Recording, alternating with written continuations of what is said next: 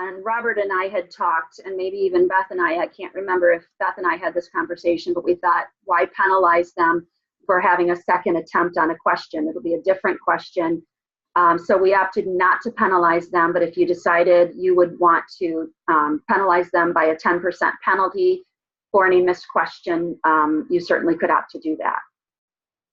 Okay. Other things you see here in question settings are display options. When I created the statistics course, or when I was not creating it obviously, but when I was working in the statistics course, I didn't realize at the time that the calendar icon could be changed. So what you see in your statistics course for your homework questions under calendar option is just a question mark. If what I did was I went back and I changed it to homework, the HW, just so that in their calendar students will see that either they have a homework assignment or a test. I called it tests for a test, and I'll show you that in a moment. I didn't change anything else about the display options there. We didn't have any time limits. You also have the option to give your students a late pass. That's obviously up to the teacher's discretion.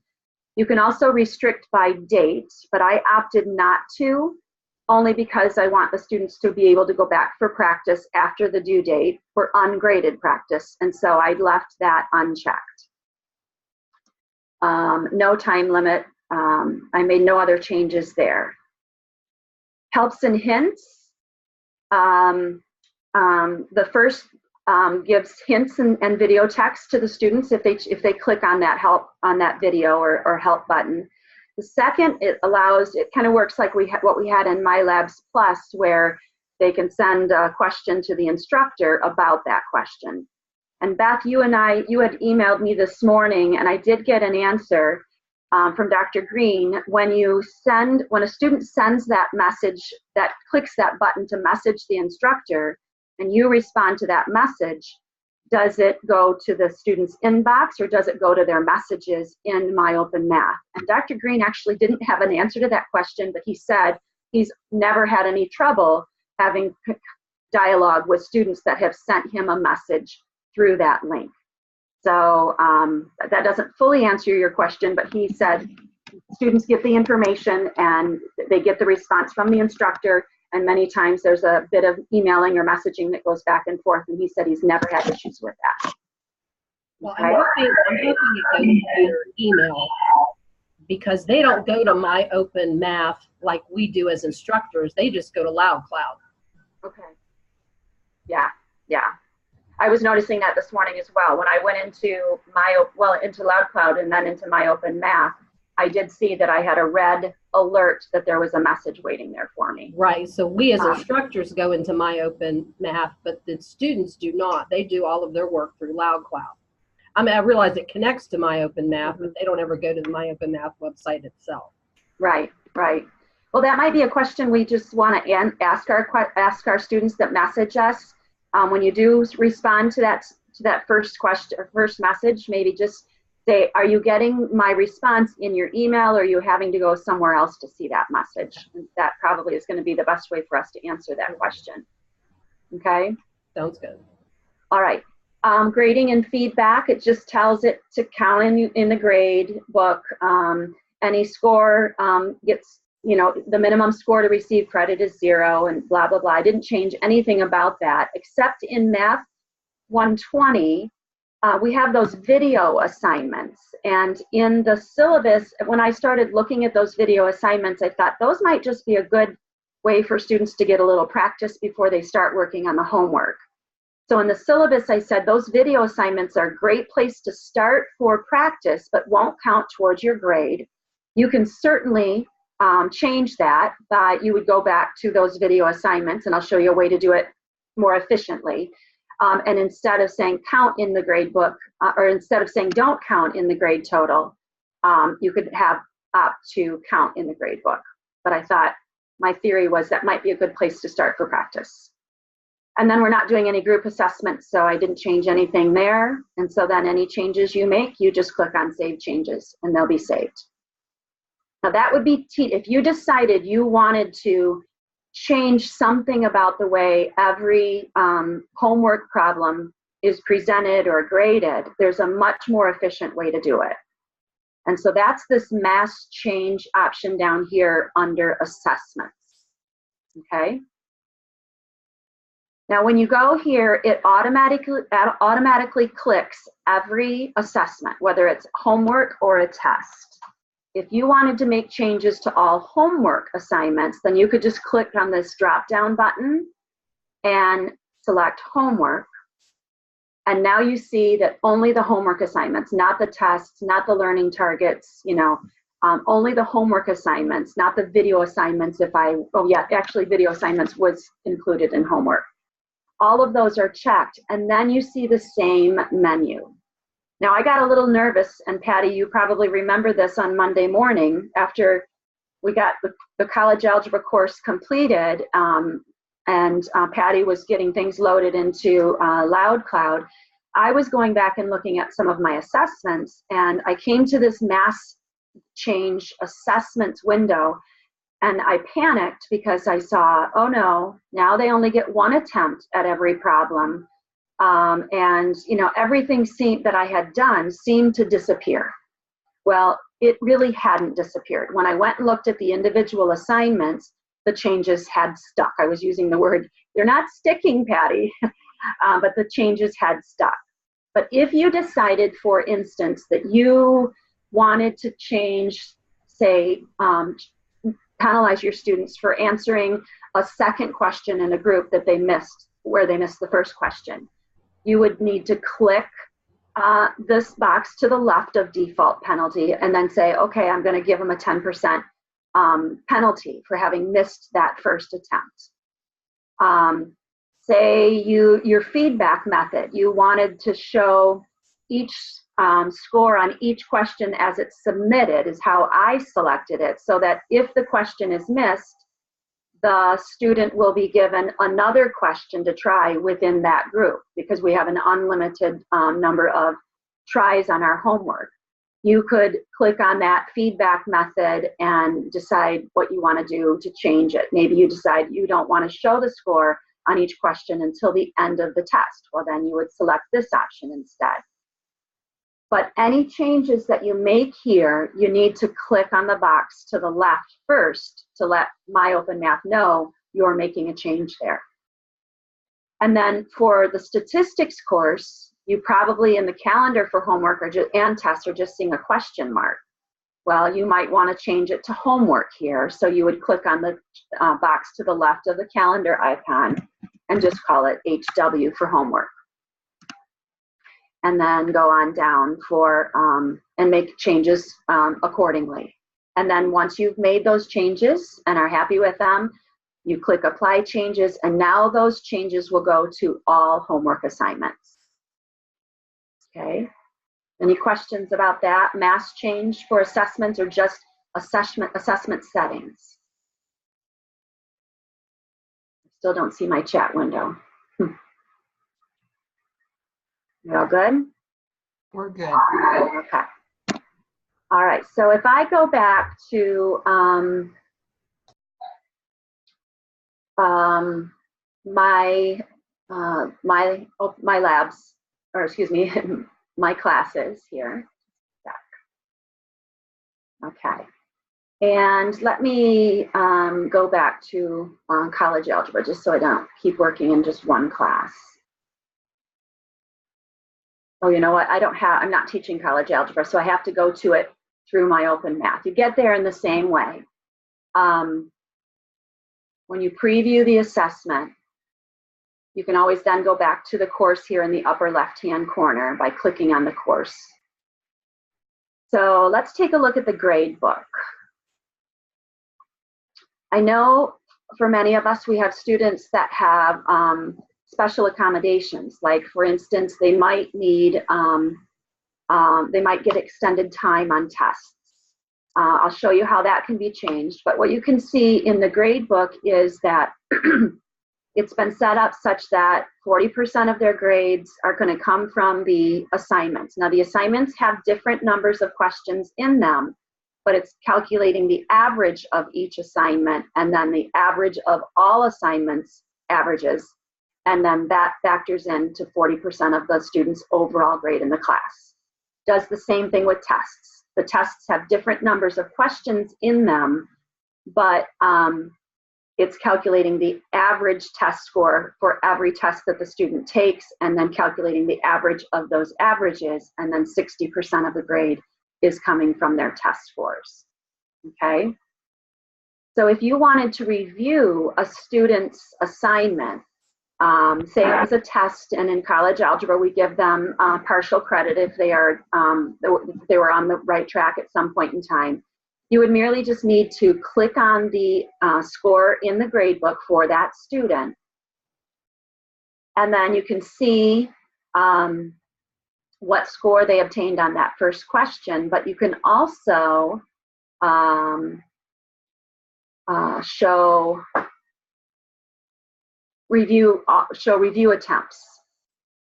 Okay, and then if I scroll down, I see what their answer was on each of the questions. This student has obviously just gotten started, I think, on this. I'm not sure. But you have the option then to show scored attempts. Hang on a sec. I'm forgetting. I haven't done this yet because I haven't had many assignments submitted. Beth, I was showing you how to do, I was explaining to you how to do this, I think this morning in an email. No, you told me we covered it today. Show all answers. Yeah, here it is. Show all answers. And then if the student, obviously this is just a vocabulary assignment here, but if the student was deserving of partial credit, then you could just click right here and say, instead of giving them 0.5 points, I'm going to give them 0.75 points, kind of like what we would do in MyLabs Plus. Okay. Now, another question that Beth had asked me this morning too is, how many attempts does a student have for each test? And in MyLabs Plus, we had the option to give the student 2 attempts on every test. In MyOpenMath, that is not an option. So what after I think discussing with someone, I can't remember who to be honest, but after discussing with someone, what I decided to do is, here, let me go to a test. So like the first test for statistics is after chapter 3. I'm going to click on the gear icon for test number 1 and go to settings. And what I did here was I changed the wording of this after I had notified Patty that the course was ready to go.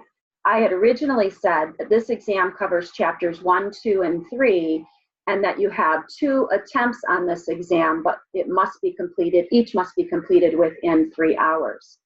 Well, then after just emailing Dr. Green, I discovered there was no way to allow the students to have take an entire test a second time.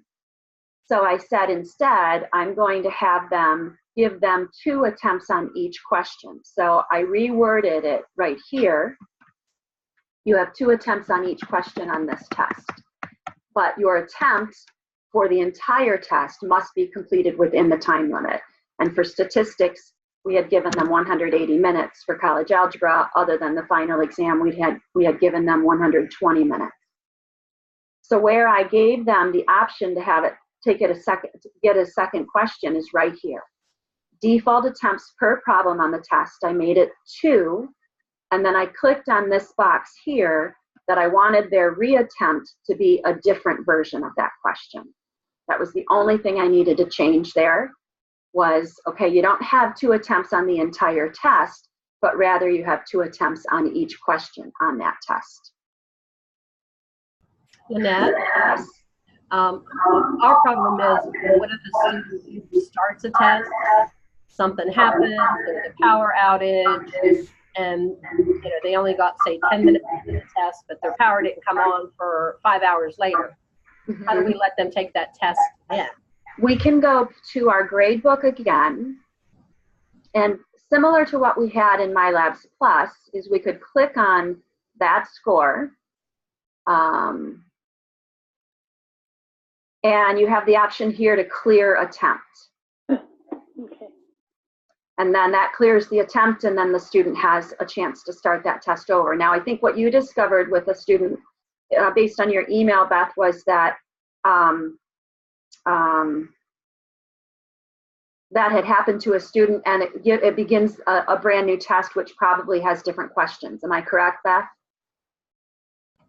No, what we found as right now, college algebra is set up for testing to where the student has an unlimited amount of attempts per question. Okay. So I'll have to contact the instructors to make sure that all of that gets changed, because we've already had a student take a test with the unlimited amount and he got 100%. Okay, okay. So if I go to review assessment, let me go back home. Hang on a sec. So if I go back to my college algebra course,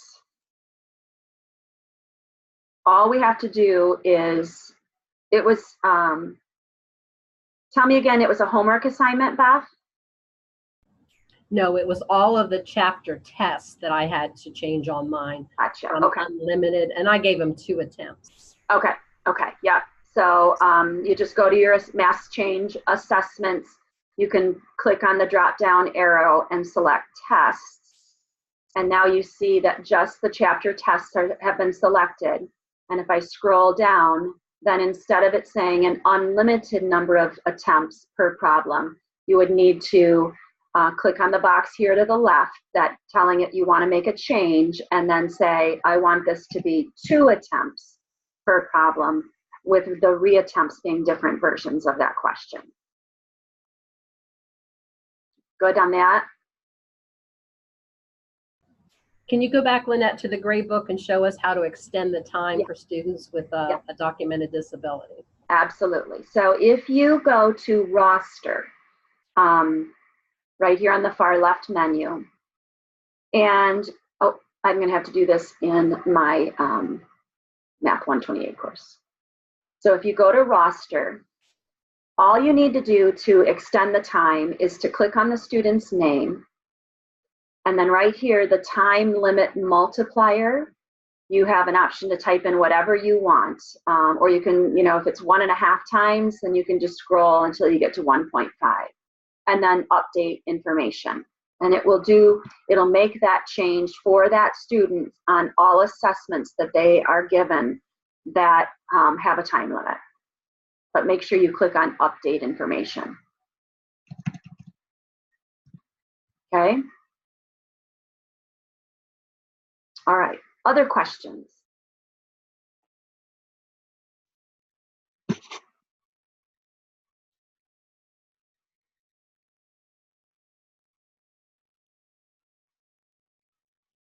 Let me look at my little checklist here of things I wanted to remember to talk to you about. Extending time. We talked about clearing attempts.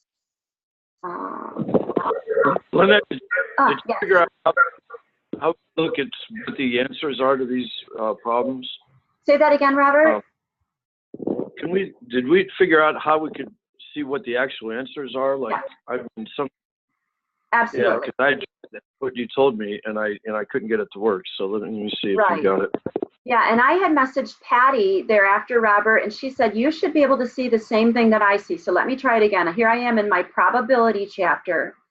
If I come down here to an assignment, like the first assignment in chapter 3, and I click on the gear icon, and I go to questions. You weren't seeing this, Robert, when you and I were talking the other day. No, I did not see that.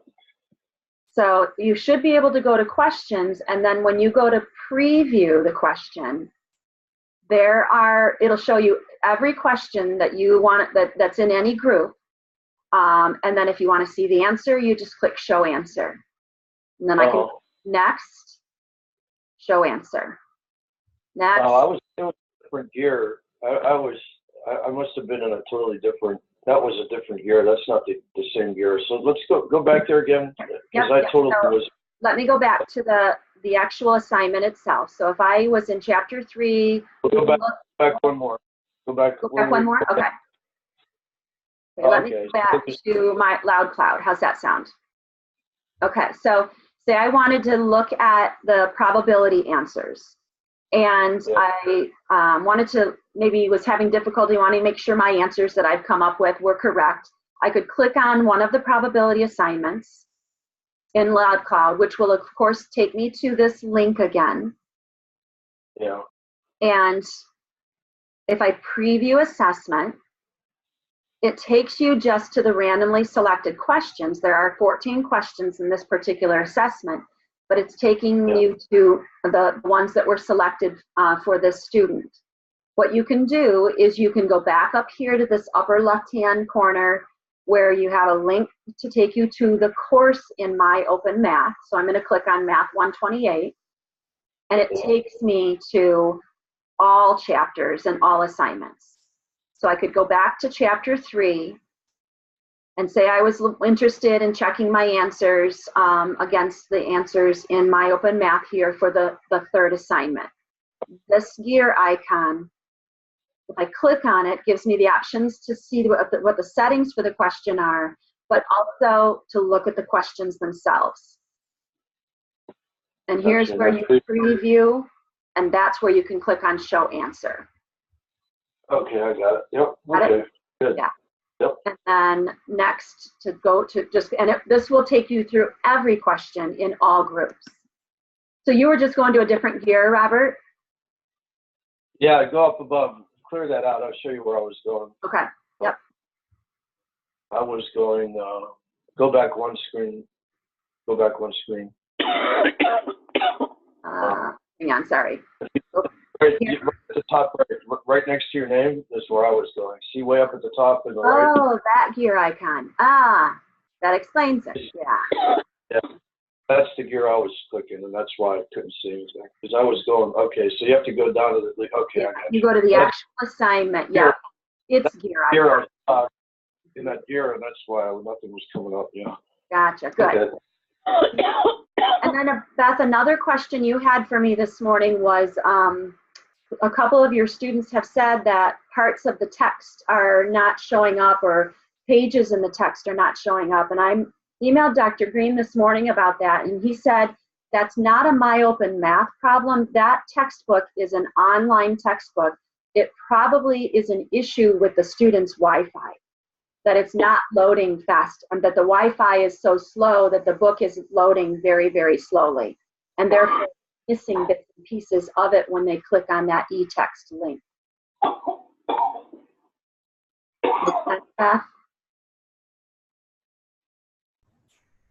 Yeah, I heard you, but that wasn't my question. I don't know who sent you that question. Okay, somebody. Anyway, that may happen. You may hear from your students that there are missing pieces in the textbook, and that's probably going to be something where they just have to be patient and wait for that entire section of the textbook to load so that they can read through it and see, not have missing pages, not have missing text and whatnot. Another question that I've answered from someone along the way, or from several people along the way, is within the stats class, some of you are probably teaching both the college algebra and the statistics.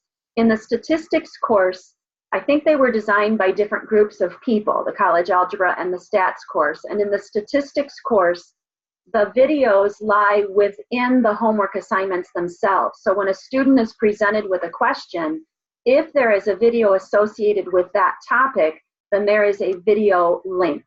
Let me go and show you, for instance. So here I am in, probably aren't going to be any videos in this first chapter. Let me go to probability. So if I were to just preview the assessment questions, I see here in question 1, there are no hints, there is no video available. If I go to question 2 and scroll down, no hints or videos available. Let me find a question where there is a hint or a video available. Well, of course, I've picked a lesson that doesn't have any. And the difference with the college algebra course is that the videos, I like the way it's structured a lot better in college algebra, and maybe we'll revamp the statistics course before fall. but the videos show up right underneath the learning objectives for each lesson. And then the students can view those videos, but then there are also possible videos within the questions themselves. But in statistics, the videos were not separate from the questions. So here's one finally, question 13, where there's a hint available to the student if they want one, or there's a video on probability. That'll take them to, they have to click on download here and then allow, and the video will start to play.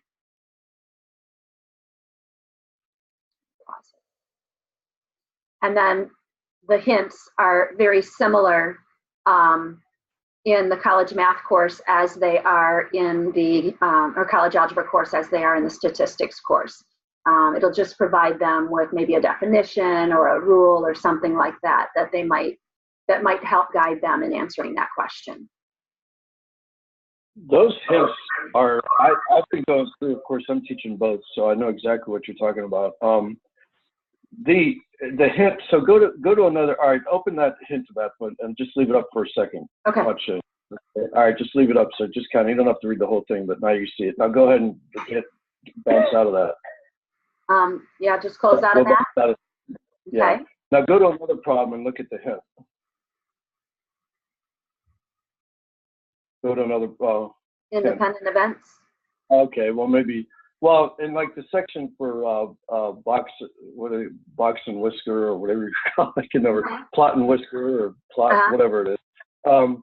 It's like the same exact hint shows up every single time for like so in other words, it may, okay, it's just a general hint of what a box and whisker is and how it's constructed. And it's the same hint for every problem in that section. I mean, I'm just saying, like I'm hoping that, yeah, the college algebra is way better. There's a lot of more videos, and there's hardly any videos. I've been going through the statistics ones, and like maybe one problem in every section has a video, and even the hints are all a lot of times the same hint throughout each part. You know, it's the same general hint that explains a general concept, but not really helping them, you know, get to the answer of that specific problem. You know what I mean? Right. I think maybe with the level of difficulty, maybe as the level of difficulty increases, the hints become more fine-tuned. That was my impression.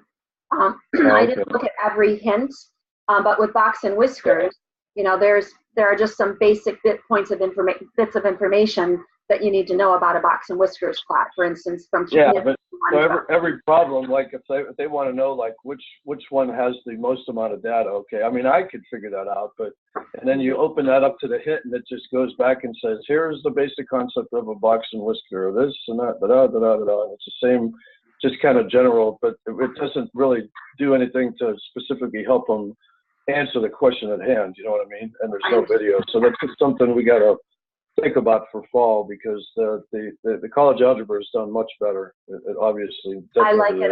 I like it a lot better myself too. So I opened up college algebra here, for instance, just for those of you who haven't gotten too far into looking into MyOpenMath, but it starts with every chapter. When you click on the chapter itself, it has the learning targets, and then a direct link to the location in the text with regards to that unit.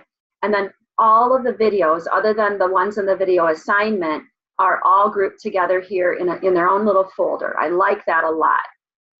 Didn't have time to do that with the statistics course for now, but like you said, Robert, I like that a lot. And then, for instance, the video assignment, this is the one where I opted to say in the syllabus that this was for practice. It wouldn't count towards their grade. They can go through and do this and watch these videos as many times as they want. You can choose as an instructor, of course, as to whether or not you want to include that as part of your homework, but you definitely want to make that change in the syllabus as well. Does that answer your question though, Robert? Yeah. Okay. Hey, Lynette. Yes. Go back to the chapter that you just opened. Is there any way to change some of those headings? Like if you scroll down, you know where it says 5.2 practice? Yeah. So students practice means that doesn't count, but that practice is actually their graded homework. Okay, good. That's That's a good point. If you Yeah. click on the gear icon and you go to settings, then you could opt to call this 5.2 homework Like great. Oh, okay. or graded homework. Now, would I have to do that individually for every single section? Yeah, because I can't imagine that would be something you could do in the mass change, because every assignment has a different name. Okay, so we'll put that on our to-do list. I'll do it for fall. Yeah. Because I've already explained to them 12,000 times that practice means graded homework. But so Yeah, I didn't even think of, that's a very good point. I didn't even think about that, Beth. Make sure you go down to the bottom though and save your changes. Yeah. Okay. I'll send Dr. Green a message and see if there is a way that we could do that more efficiently. Okay. And he's really good about getting back to me relatively quickly when I send him a message. He's been wonderful. Okay, other questions? I'm going to look at my list, make sure I've hit everything. Yeah.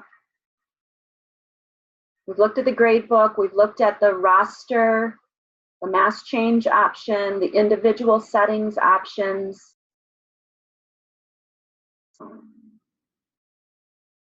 Dates.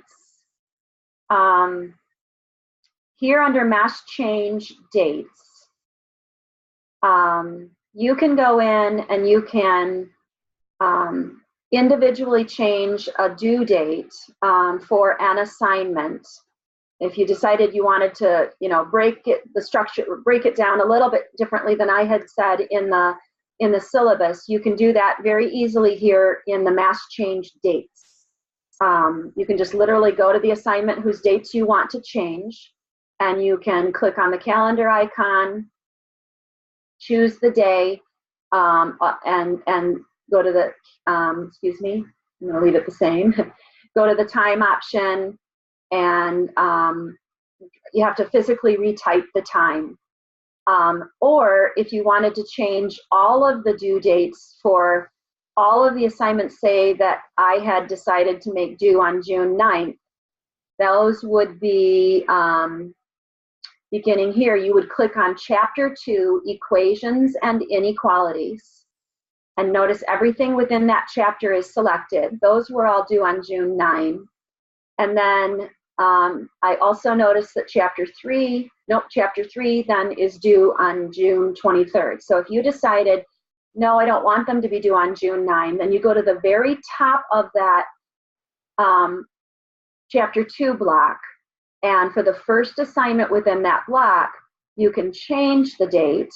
Say I wanted to make it June 10 instead at 11:59, and then you can click on this action button and copy down dates and times. And that would then change everything that in that group of checked assessments, which was everything that is graded in Chapter 2. Notice it's changing all of those due dates now to June 10th. That's just a little bit more of an efficient way to change dates rather than doing it by individual assignments. But again, as always, you need to scroll all the way down and make sure you click on Save Changes down here at the bottom. Now, is that 11:59 time already? Pardon me? We were mandated that everything has to be on Pacific time. Is that already on Pacific time? I asked Patty about that. Patty, can you answer that question?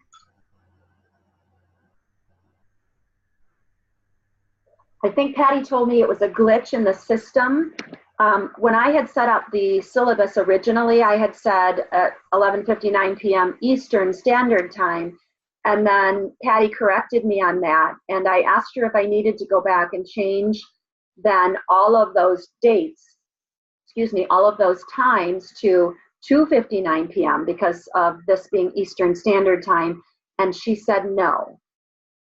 She said there's a glitch in the system, and I think she corrected that. So that's right. I'm sorry. There was a problem when we first changed the Pacific to Pacific time, but I think that was corrected. okay. So we'll find out, I suppose, when we have that first deadline. If a student's working on the exam at, and in California, in California, and they think they have until 11:59, which is only 8:50. Well, excuse me. They think they have until 2:59 Eastern Standard Time, because that's 11:59 Pacific Standard Time. We'll probably get messages and have to take action at that time. Agree, Patty? Well, I mean, the Eastern Time people are actually getting more time than they used to, so. Oh, yeah, if these times are Pacific Standard Time, I would agree, yeah. Yeah. That's true. Yeah, I'm not sure how that's going to transfer over, because in Loud Cloud they're all right, but I don't know about in here. Okay. And Patty, I noticed too, since I was messaging with you this morning, that you have since changed the Loud Cloud to say homework 40% and tests 60% rather than Right. pre-assessment. Yeah. I did yours. I have to do the rest of them. I haven't got them all done yet. Okay. I had asked her, mine was showing in Loud Cloud when I was in my grade book. When I was in my grade book for my statistics course.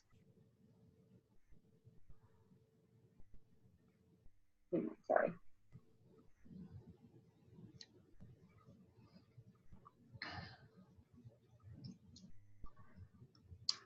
Oh, gosh, here it is. Yeah, and so you're probably all going to see something different here right now, but Patty's going to be correcting this. If I go to my final grade setup, mine is showing that the calculation is, oh yeah, here it is. It's learning app and test, but she has changed it in my grade book to show in the grade book that it's homework and tests, 40 and 60, just so that there's not any confusion among our students or ourselves. Other questions?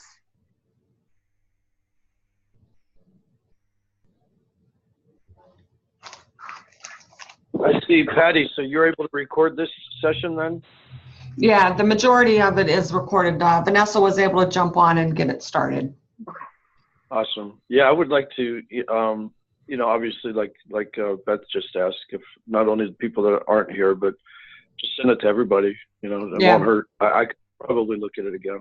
Yeah, I'm sure she'll send it to everybody. A teacher like Lynette Angood. Patty, Taking a class taught by Lynette Angood. hey, Patty, I'm wondering too, we're going to find out that there are probably things that we want to change in MyOpenMath for fall semester.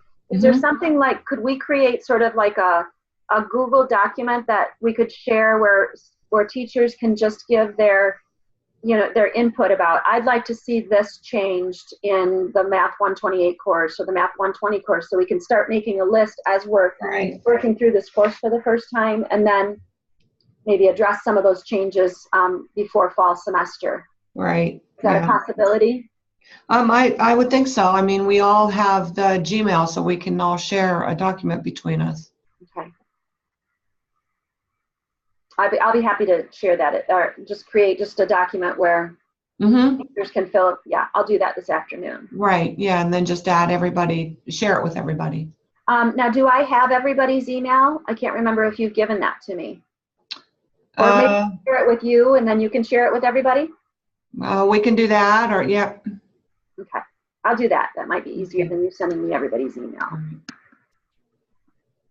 Anything else anybody can think of that they've got questions about? Lynette, is there any way to penalize Michigan fans that are students? Little hints, Robert. Or Ohio I had to throw that in there. Yeah. Lynette and her husband are huge Michigan Wolverine fans. Oh, I'm going to have enemies now, Robert. Thanks. What's that? Now I'm going to have enemies. Hey, some of us are WVU fans. Remember that as well. Some of us live in the other side. Well, let me say this. Right. When I started working in MyOpenMath, it was a little bit confusing at first. And then I have access to, Patty, and maybe you can tell me if others have access to this, but I have access to that training course in MyOpenMath. Where I could watch just a multitude of videos that train instructors that are working in MyOpenMath for you know, on a multitude of topics. And that's basically how I learned. Has that. Okay, well, you do think that? I do think so, yeah. And let me show you that then as well then. If you go to MyOpenMath, just to your home page. So once you've gone and you've logged into your MyOpenMath site and it takes you to your home page that looks something like this. There are courses you're taking down here. One is called a support course. I haven't found that one to be nearly as helpful as the training course. The things that I know about MyOpenMath, I learned primarily from asking Dr. Green questions, but also by going to this training course. So I found this to be extremely helpful. So it takes you to, all right, just some quick start options. So how do you create a course? Well, we don't need that. They've been created now. Course building gives you some information about adding text items, adding forums. I discovered forums after I created the statistics course and I decided not to do anything with it, but it looked like with forums, you could create a discussion group with each chapter where students could post a question to the discussion group for that chapter, and all students see it as well as the instructor. And therefore, if one student has that question, others may as well. They can view those discussion questions and maybe get an answer to that question and not have to message the instructor again. But I didn't do much with that because I hadn't learned about it yet when I had started with the statistics course. I might play around with that a little bit more this summer if time permits. But then there are also information about, you know, these options down here tell you a lot about how the mass change options, the dates options, the extending time for students that have a disability or IEP or something like that. So that's I found this training course to be extremely helpful for me when I was doing anything in getting these courses up and running. I just went here first before I would email anybody a question about if I couldn't find an answer to it here in the training course. The support course you can go to and you can see all of the different posts that different instructors have sent to the support course, and they tried to break it out by like general comments and discussions. And you could actually go there and you could say, like, I think, Beth, this is where I discovered this morning where you go for the extended time on tests. So I just said extended, you can just search extended time. And if you're in the correct folder, then you can find some posted questions that instructors have had regarding that matter. And that's where I found the answer to that question, and it didn't have to bother Dr. Green. So those are on your home page in MyOpenMath. But the training course especially, but the support course is also helpful.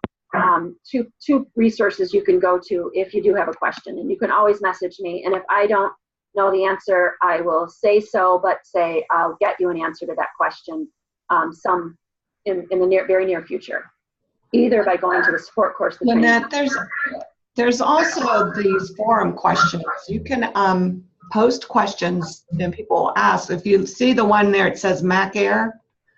Beth had asked me a question, a student had asked about using a Mac Air, and I posted it on there and got a response from somebody. So that's another way to get some answers as well.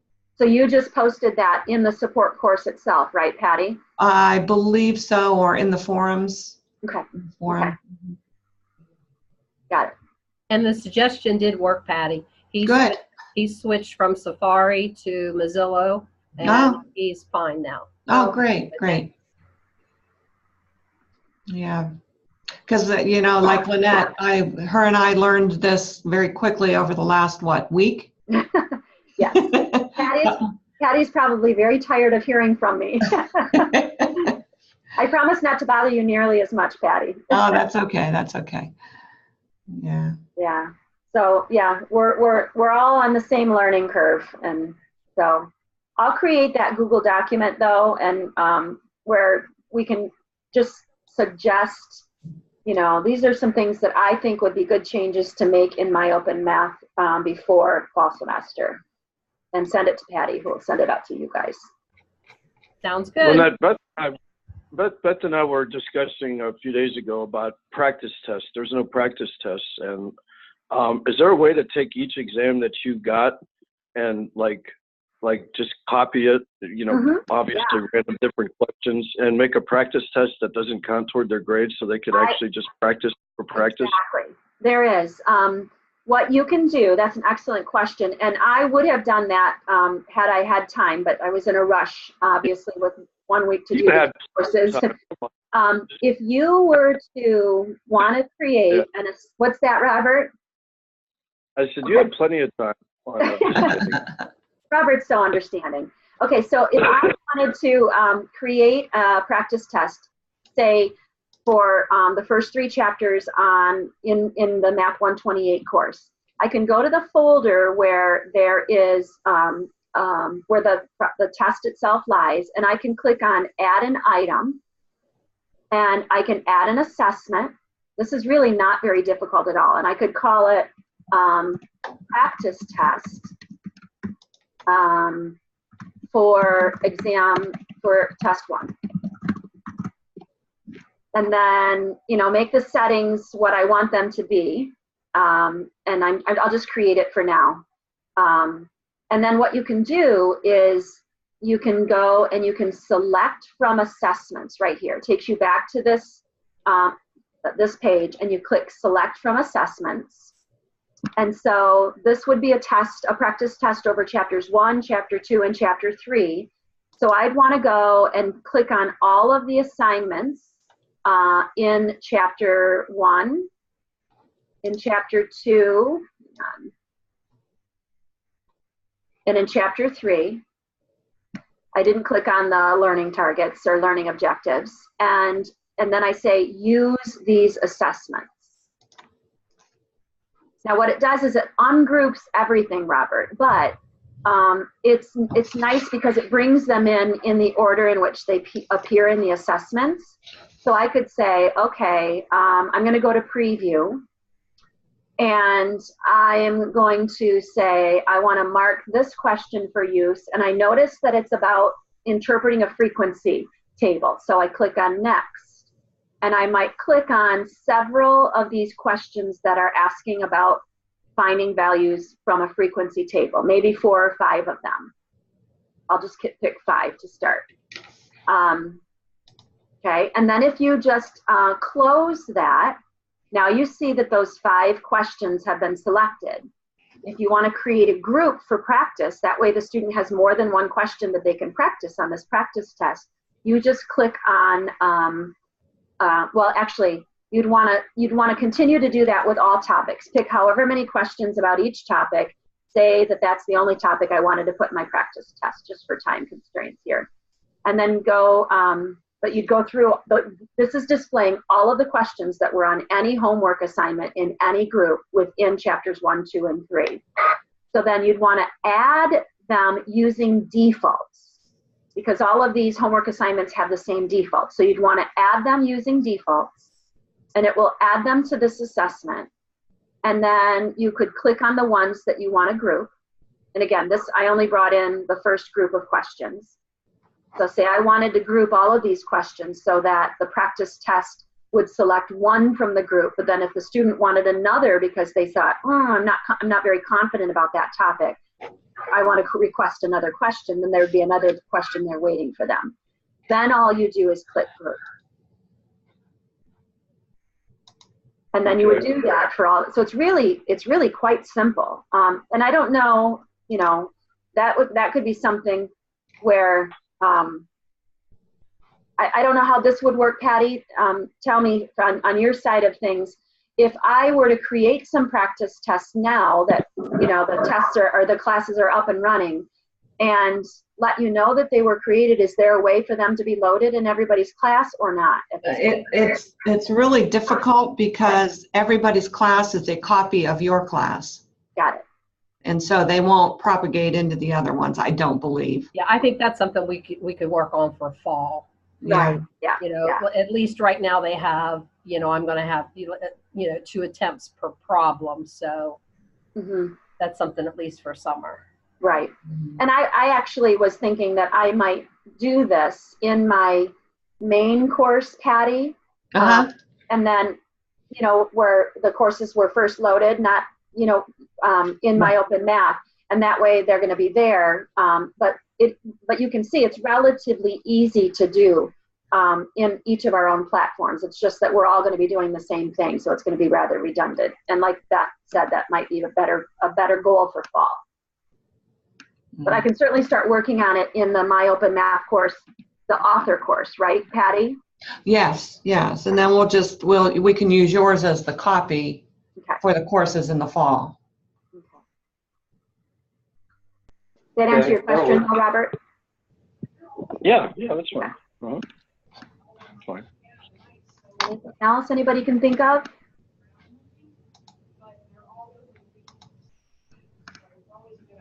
I really hope we don't have too many kinks to work out.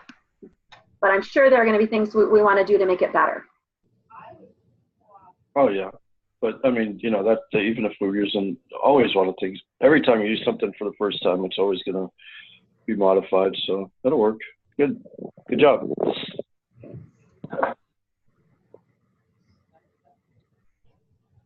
We're good? Yeah, Thank you very much. You're welcome. Please feel free to message me. Oh, I'm sure I will. You and Patty both. Okay. Yeah. Good. There will be other people bothering Patty as well. Thanks a lot. Bye now. All right, guys. Bye-bye. Bye.